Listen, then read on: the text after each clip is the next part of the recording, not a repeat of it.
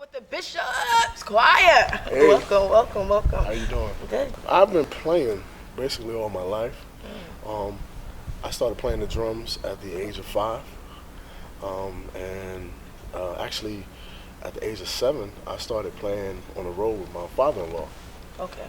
So back then, you really didn't get no money as a little kid, so it was either 5 chicken wings or a cheesesteak.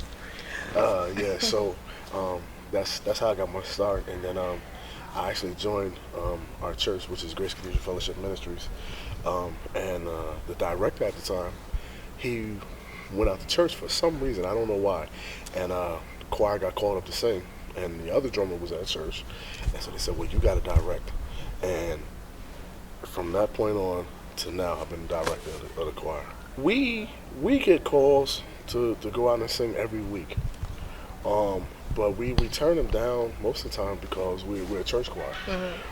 And our main focus basically is to be in place on first and third Sunday. And we found out a long time ago, if we remain faithful to home, God will be faithful to us. Amen. So we've been able to stay relevant in the industry, even as a church choir, because I believe it's because we stay faithful to home. We got people that come to Sunday school. We got people that come to weekly prayer, and are in their place on Sunday morning, whether it's singing, whether it's being an usher, whether it's being a nurse, or whatever they're doing. They're in their place. So that's what it's all about for us. Well, I'm glad that you all are here. Me coming from New York, everybody has a group. So do you think that choirs are still relevant? I think that choirs are still relevant.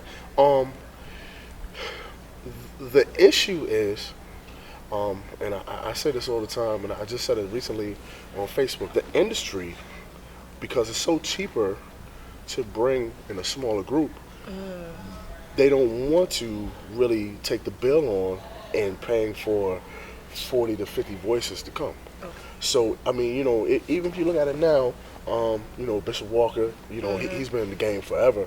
But, even now when he travels, he travels with a small group. And what you saw tonight, that's a small group of what we have. We've been trying it. But, if I had it my way, I want to bring everything walking.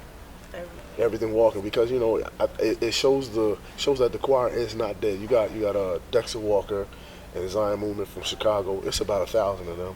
Okay. And when they go out and sing, he tries to take everything walking. Rose deep. Yeah, oh yeah. Kevin Lemons and Higher Calling from Atlanta. It's a lot of them. Patrick Riddick and Divine Worship. The choir scene is still alive. But we need people in the industry to just stand behind the choir again. That's where it all started. We wouldn't have groups. You're right. If it wasn't for the choir. Because that's where a lot of the groups come from.